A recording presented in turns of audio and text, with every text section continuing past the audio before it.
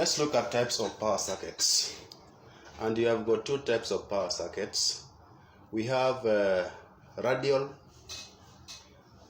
sub-circuit or final sub-circuit, and we have ring final sub-circuit.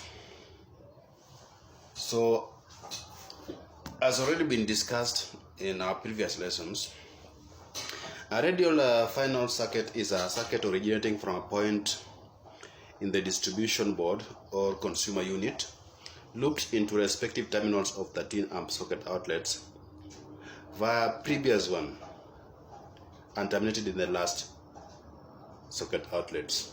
In this case, live is connected to live, neutral to neutral, and earth to earth at each socket outlet. The cable used must be at least 2.5 millimeter square, and the maximum number of sockets per circuit should not be more than 10. The radial final sub-circuit should supply not more than 2 rooms,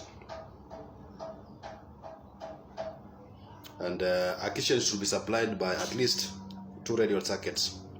The fuse of the MCB size fitted to a radial final sub-circuit should be a maximum of 20 amps and 2.5 millimeter square conductors. It's recommended that twin socket outlets be installed rather than single socket types, as the initial cost is low in relation to having them replaced at a later date. This also helps to avoid use of double adapters, which are prone to overheating problems. So by giving out a block diagram, for example, if this is a block diagram, remember there's a graphical symbol for a consumer unit, then we are coming to our first socket. Remember, a socket we have this, we have this, this, and maybe let's have like 3 socket outlets. Another one here, have this, this, this, and lastly our last socket here. We have this, this, we have this. So this is socket outlet 1, socket outlet 2, and socket outlet 3. So this is the consumer unit. In this case, this is what we have called block diagram. So block diagram does not show internal wiring or internal connections. So this block diagram can also be drawn in what we call the schematic diagram. So schematic is where we have the graphical symbols to replace the blocks. The blocks basically shows the appearance of the socket outlets. So in this case, let's draw the schematic diagram of this. So we still have our consumer unit.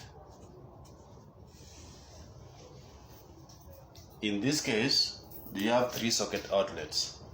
Remember, this is our consumer unit, the CU. So from here we are going to our first socket outlet, and now we are using the graphical symbol.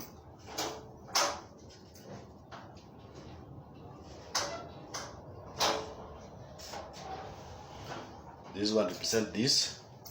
Again, we are going to our second socket outlet using graphic symbol, and our last socket outlet.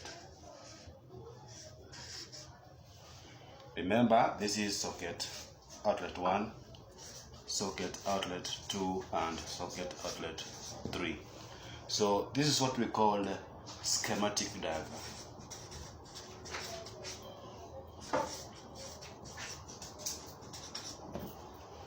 Schematic diagram, because we are now using symbols, and this is what we are going to. If you're given a schematic diagram,